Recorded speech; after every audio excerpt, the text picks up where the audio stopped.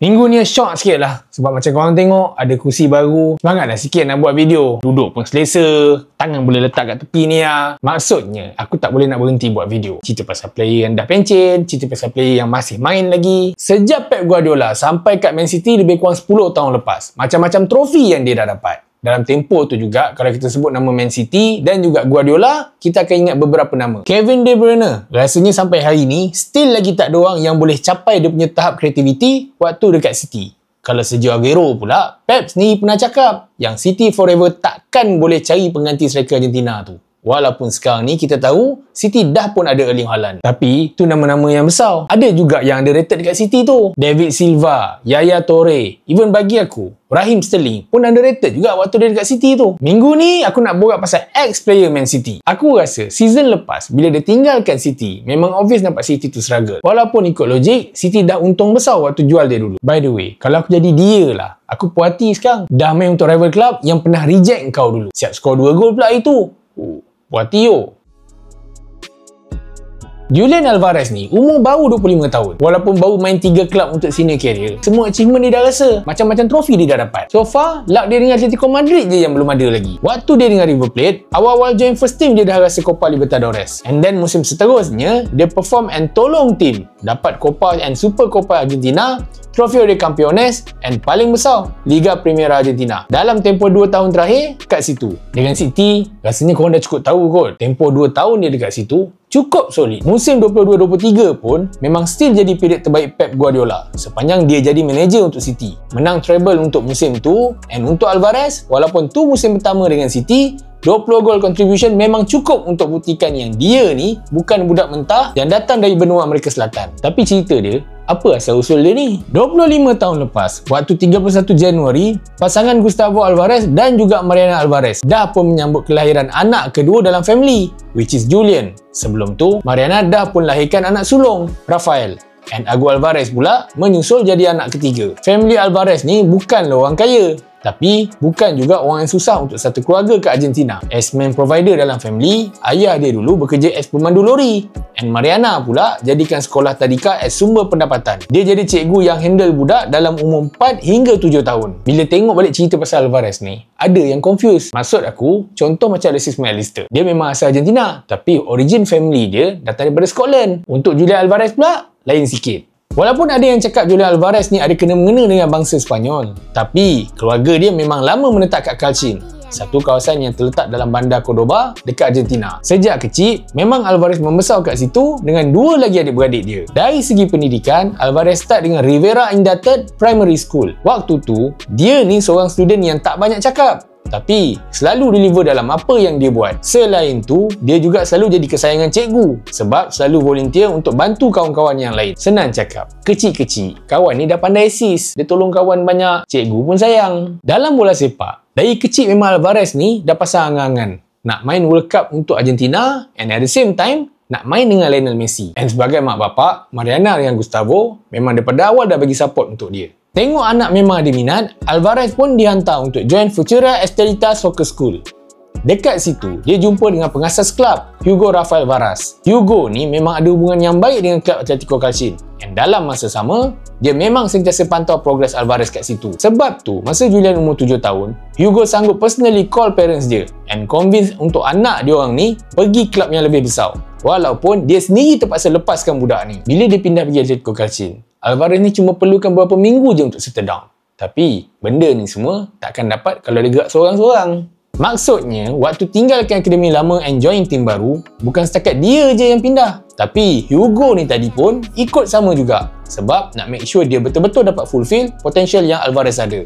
Hasil dia, Alvarez jadi best player untuk umur dia. And even compete dengan player yang umur lagi tua dari dia. Senang cakap, Hugo memang main peranan besar dalam awal-awal career Alvarez. And sebab tu le, 5 tahun lepas, dia hadiahkan ex-coach dia tu dengan 1 truck Renault. Waktu tu, memang Hugo tak expect hadiah macam tu. Dia sendiri cakap yang dia dah betul-betul happy waktu dapat jersey River Plate. Ada sign Alvarez yang dia dapat setahun sebelum tu. Tapi disebabkan Alvarez ni, dia tahu Hugo yang ada juga buat kerja hantar makanan dekat orang, dia terus belikan truck. Bila dapat tu, menangis Hugo tu. Kalau fikir logik, contoh macam cikgu, lepas berapa puluh tahun, belas tahun, tiba-tiba anak murid kau belikan kau kereta. Macam tu lah, mahu tak nangis? Masa Alvarez umur 11 tahun, banyak kelab dari Eropah dah mula nak cuba bawa dia join akademi masing-masing, termasuk oleh juga Real Madrid. Dan untuk join akademi Los Blancos, dia kena datang sendiri ke Sepanyol dan tunjukkan bakat yang dia ada. Waktu tu, hampir sebulan parents dia stay kat Madrid untuk temankan Alvarez join trial.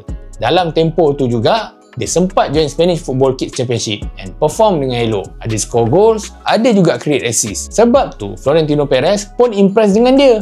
Alvarez pula memang guna peluang tu untuk jumpa dengan star player Real Madrid yang ada waktu tu. Cuma yang tak bestnya, disebabkan transfer polisi untuk budak umur 13 tahun, Real Madrid terpaksa cancel untuk sign Alvarez and dia balik Argentina. Boca Juniors ada try nak sign Alvarez, tapi parents dia reject. End up, dia stay jadi kat Atletico Calcin. Dalam tempoh tu, Alvarez ada juga pergi trial lain dengan Argentinos Juniors and dapat tempat. Tapi time tu dia pula homesick. Terus balik Calcin sampai lah umur 15 tahun.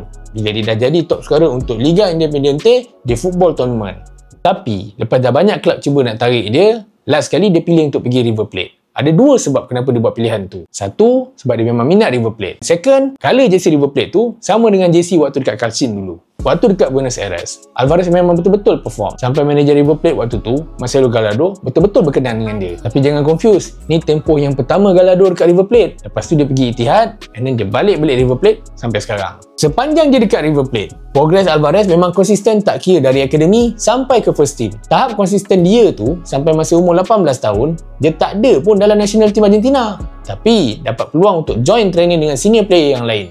Untuk trofi, dia dah rasa almost semua cup yang possible bila kau main untuk kelab Argentina. Ataupun kalau konteks lagi besar, kelab Amerika Selatan. Sebab sempat juga rasa Copa Libertadores masa 2018. Lepas dah menang Premier League yang ketiga sepanjang dia jadi manager untuk City, Pep Guardiola dah mula start fikir option lain. Semata-mata nak lepaskan buddy dia dekat Champions League. Tahun tu, dia pergi final. Tapi kalau korang ingat balik, kalah 1-0 dengan Chelsea. Sejak daripada tu, Guardiola tak ada pilihan selain daripada cari striker baru. 31 Januari 2022, which is birthday Alvarez waktu tu, dia sah sign dengan Manchester City dengan transfer fee lebih kurang 14 juta pound. Dan dalam deal tu, dua-dua kelab agree untuk dia stay ke Argentina sampai musim panas. Waktu tu, Pep Guardiola memang dah buntu nak cek penyerang yang betul-betul boleh City harapkan. Memandangkan tim ada midfield yang solid macam Kevin De Bruyne dan juga Bernardo Silva. Bukan City tak boleh nak harapkan Gabriel Jesus, tapi dalam tempoh tu, obviously City perlukan yang lebih dari itu. Sebab tu, walaupun ada agreement macam aku cakap tadi, kena loankan balik pergi River Plate, Guardiola sanggup tunggu. Janji masuk season 22-23, tim dia jadi solid. Kalau fikir balik, memang berbaloi tunggu. Sebab, debut Alvarez dengan City, which is masa game Community Shield lawan Liverpool, even City kalah, tapi Alvarez score gol. Selebihnya, macam yang korang tahu, treble trophy untuk City season tu. Rekod yang selama ni Man United banggakan, as the only club dari England, menang treble tu pun lebur.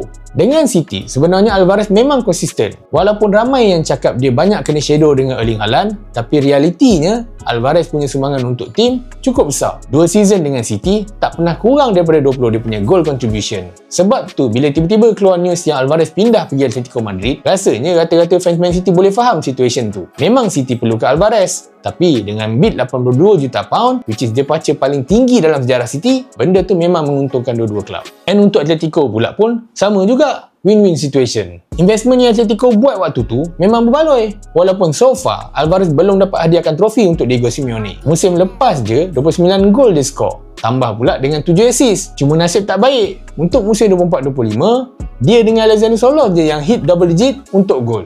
Sebab tu, Atletico tak dapat nak tebuk top 2 La Liga. Bila fikir balik, logik juga. Sebab season lepas, Real Madrid, Barcelona especially sebagai juara, memang betul-betul solid. Dalam orang kata Mbappe tu tak perform, dalam orang kata Rafinha tu baru nak jumpa tune, ending dia jadi macam mana? Season lepas, kita semua tahu, Barcelona memang superb dekat La Liga. Apa pun, boleh kata semua manager bola sepak zaman sekarang, memang idamkan player macam Alvarez ni. Bukan cerita pasal achievement dia dengan trofi, menang World Cup, menang Copa America, club level pula, kat Argentina, kat Europe, semua dia dah rasa. Bukan sebab tu, tapi dia punya selfless untuk tim. Tak kira lah duduk dalam first 11 ke, masuk daripada bangku simpanan ke, bila dapat peluang, dia tetap akan deliver. Lagi satu, tak semua player bola sepak zaman sekarang ni akan ingat coach dia yang awal-awal dulu. Tapi untuk Alvarez, bukan kata ingat, siap belikan truck lagi. Truck tu aku rasa, duit tak ada masalah pun untuk dia. Tapi, ingat jasa tu. Jasa tu, tak semua orang boleh ingat. Manusia mudah lupa diri kan.